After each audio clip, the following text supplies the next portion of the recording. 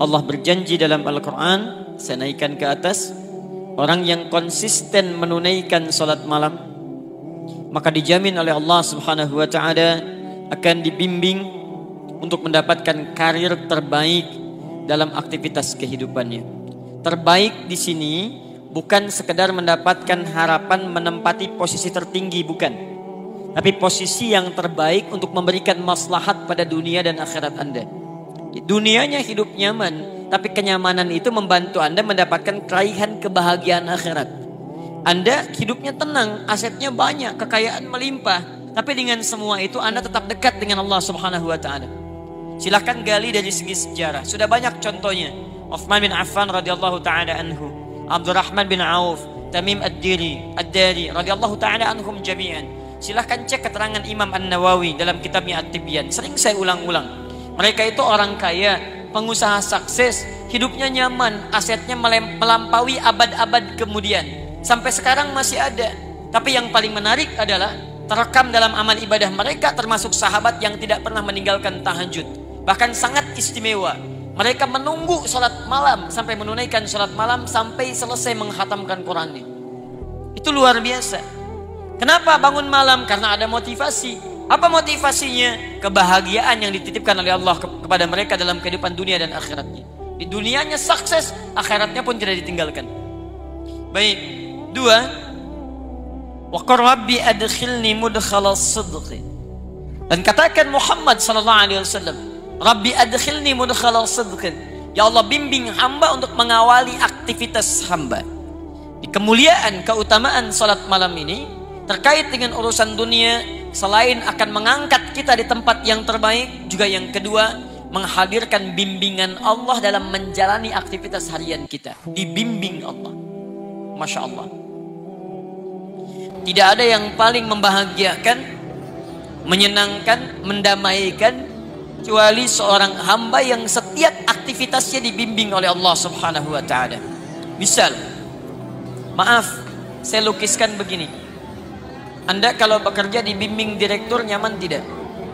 Nyaman. Di jalan dibimbing, dijaga, bahkan dituntun Pak Polisi, lancar tidak jalannya? Lancar. Sekarang Anda dibimbing oleh yang menciptakan direktur Anda, yang menciptakan polisi, yang menciptakan segala makhluk. Maka tidak ada yang susah bagi segalanya.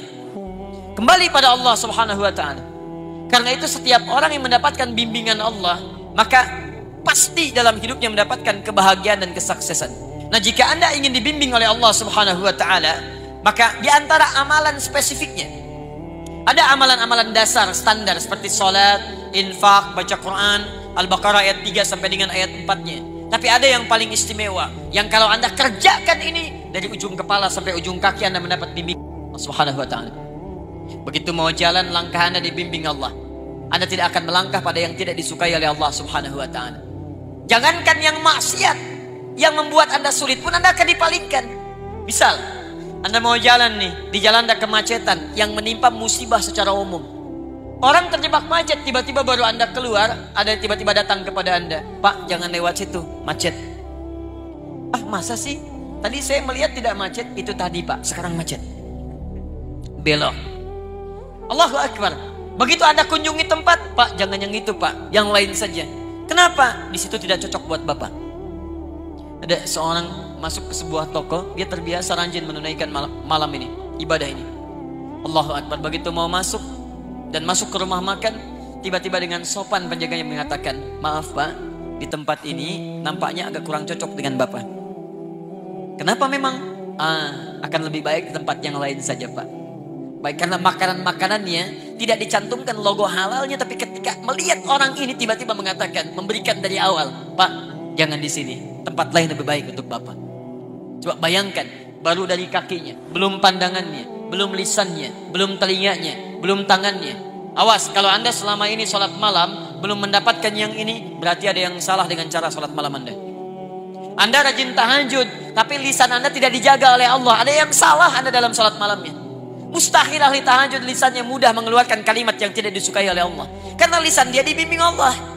Jadi kalau Anda ahli sholat malam dan Anda menyalahi ketentuan Allah, kata Allah jangan mencela. Quran surah 49 ayat 11 sampai dengan 12. Ya ayyuhalladzina amanu la yaskhar qaumun min qaum, jangan saling cela. Anda bangun malam tapi Anda mencela, salah tahajud Anda. Salah salat malam Anda. La yaqtab ba'dukum ba'da, jangan gosip.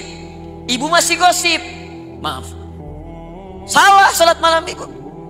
Saya tidak Ustaz, alhamdulillah. Tidak seperti ukhti itu tuh. Sama. Semua. Memang lisannya tidak bicara, tapi tangan itu yang nulis status, itu yang mencela orang, itu yang gosipkan orang, itu yang nyebarkan hoax, itu nyampaikan ini, itu salah. Sampai ke ujung kaki. Tolong koreksi ya, karena setiap ibadah itu ada indikator keberhasilannya. Anda tidak meraih itu, ada yang salah dalam pekerjaan ibadah Anda. Semua ibadah, bahkan jangankan sholat malam, sholat standar saja, yang 5 waktu, ukurannya salah satunya Quran surah 29 ayat 45. Innas salata tanha 'anil fahsya. Jadi kalau Anda benar sholatnya, fahsya hilang, mungkar itu terbuang. Fahsya, keburukan yang nampak datang lewat syahwat. Pornografi, porno aksi, LGBT itu fahsya. Mustahil ada orang sholat mengerjakan perbuatan tadi. Dia tidak mengerjakan tapi membela pelakunya, salah juga. Orang mengerjakan sunnah dicela-cela. Orang kemudian mengerjakan perbuatan fahsya dibela-bela. Ada yang salah dalam sholat dia. Jangankan sholat malam yang standar aja, dia masih di bawah standar. Sama dengan ban, bawah standar. Salah. Mungkar perbuatan yang diingkari oleh hati. Mencuri itu mungkar, bohong itu mungkar, korupsi mungkar. Maaf, membunuh mungkar. Luar biasa mungkarnya. Saya anjurkan tolong ya, jangan berbuat kerusakan di muka bumi. Apalagi pembunuhan terhadap orang beriman itu sangat berbahaya. Itu saya ingatkan ya, hati-hati betul. Sekarang nampaknya mudah menghilangkan nyawa orang lain. Apalagi orang-orang yang sangat dekat dengan Allah Subhanahu wa taala. Jangankan level alim, ulama, ustaz, Anda level orang beriman biasa saja, taruhan Anda neraka jahanam tidak keluar dari situ. Quran surah 4 An-Nisa. Perhatikan, hati-hati, awas. Sampai dengan ayat 92-nya, paling kanan di pertengahan. Awas, hati-hati, hati-hati. Lihat baik-baik. Ada ancaman dari Quran. Wa may yaqtul mu'minan muta'ammidan. Jika ada seorang merencanakan pembunuhan pada satu orang beriman, fajaza'uhu jahannam, maka ancaman bagi orang itu neraka jahannam. Awas, khalidan fiha, kekal di dalamnya, tidak akan keluar. Wa ghadiballahu alaihi, dan Allah murka kepadanya. Ya, maaf, masuk neraka jahanam saja sudah sulitnya luar biasa, apalagi masuk dimurkai Allah. Awas, hati-hati. Wa ghadiballahu alaihi wa la'anahu, dilaknat oleh Allah. Wa a'adda lahu 'adzaban 'azima, dan dijanjikan siksa berlipat di neraka jahanam itu. Enggak berlipat saja sudah dahsyat, apalagi dilipat. Hati-hati. Awas ya, hati-hati, hati-hati, karena kita bermohon pada Allah Subhanahu wa taala agar kita dilindungi dari perbuatan-perbuatan mungkar. Apalagi tingkat yang paling tinggi tadi, ya. Saya lihat ada banyak berita sekarang, kita doakan pada Allah Subhanahu wa taala semoga orang yang telah berbuat keburukan-keburukan dibimbing oleh Allah untuk kembali bertobat dia, karena taruhannya luar biasa dahsyat. Awas, hati-hati ya. Kalau memang ada orang yang kurang dari jiwanya, terganggu jiwanya, bahkan disebut kemudian dengan gila dan kalimat-kalimat semacamnya, maka dijaga, diarahkan, dibimbing, disembuhkan supaya kembali. Ya, tapi hati-hati. Resiko terbesar untuk menyakiti orang lain sampai kehilangan nyawa adalah sesuatu yang sangat dahsyat. Dulu waktu kejadian di bom Tamrin, saya ke Lampung, kemudian ditanya, Ustaz, apakah bom di jalan Tamrin termasuk jihad fisabilillah? Saya katakan jihad fisabilillah itu jihad di jalan Allah, bukan di jalan Tamrin. Ya, ya. Tolong dijaga ya, orang-orang kurang sehat sekarang banyak, dan agak anehnya kok yang dicari para ulama, para ustadz dan sebagainya. Wa akhrijni mukhrajal sidq, dan dia dibimbing mendapatkan solusi dari setiap persoalan yang dihadapi, solusi, diberi jalan keluar. Yang ini dibimbing ketika mengerjakan, yang ini dibimbing ketika punya masalah. Masya Allah, A dengan B sama-sama punya masalah. Masalahnya di rumah tangga, persoalannya cukup sama. Masalah A dengan B sama. Yang paling luar biasa, A ini punya kedudukan tinggi luar biasa, pendidikannya juga tinggi, S-nya sampai 3, S3, Masya Allah. Yang ini Masya Allah cuman S1 kerupuk 2 ya. Pendidikan tinggi, harta melimpah, masalah sama dengan keluarga, cuman karena persoalan perilaku dan sebagainya, beda pendapat sampai rame. Apa yang terjadi? yang ini cuman dengan senyuman selesai. Sayang, Masya Allah, kayaknya kenal, selesai masalah. Kenapa? Oh Masya Allah. Mau kemana Pak? Mau ke hatimu. Oh Masya Allah, selesai masalah. Yang ini, oh Masya Allah, nyapa susah kayak gak kenal. Padahal tiap hari itu yang dilihat, ke kamar itu yang dilihat, keluar itu yang gak selesai. Yang ini rumah tangga tenang, keluar tenang, di kantor tenang, hatinya lapang, ke rumah makan tenang. Teh Mbak, Masya Allah, pakai gula, gak usah terlalu manis, yang penting setia. Oh luar biasa. Enak. Ayo bikin status. Kayaknya besok pagi ada yang praktek di rumah itu.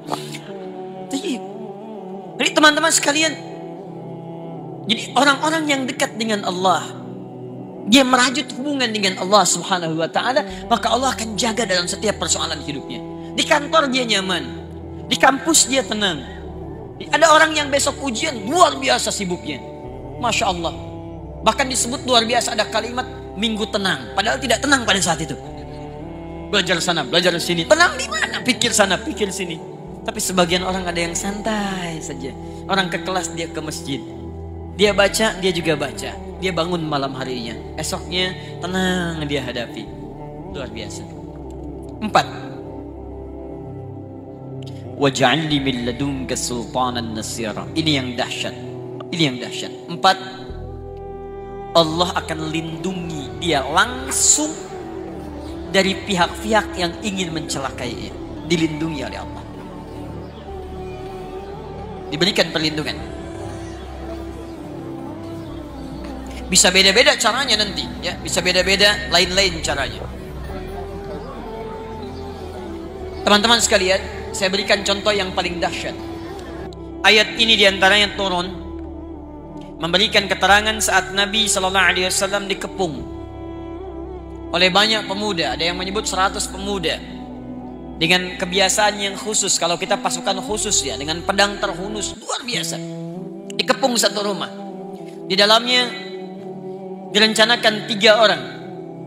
1, Nabi SAW. 2, teman setia beliau, seangkatan dengan beliau, sedekat usia dengan beliau, Abu Bakar As-Siddiq, sehidup dengan beliau, semati di samping beliau kuburnya, sesurga dengan beliau. Mertua beliau orang yang sangat mulia dan sangat disayangi oleh Nabi SAW. Dipilih oleh beliau untuk menemani hijrah, sehidup, sehijrah, sekubur bersamaan di sampingnya, dan sesurga dengan beliau. Abu Bakar As-Siddiq. Sangat keterlaluan kalau ada orang-orang yang mencela Abu Bakar As-Siddiq. Ya, dia tidak hidup bersama Nabi, tidak menemani Nabi saat hijrah ke Madinah, dikubur tidak di samping Nabi, surga belum jelas, jangankan dengan Nabi, masuk surga aja belum tentu jelas.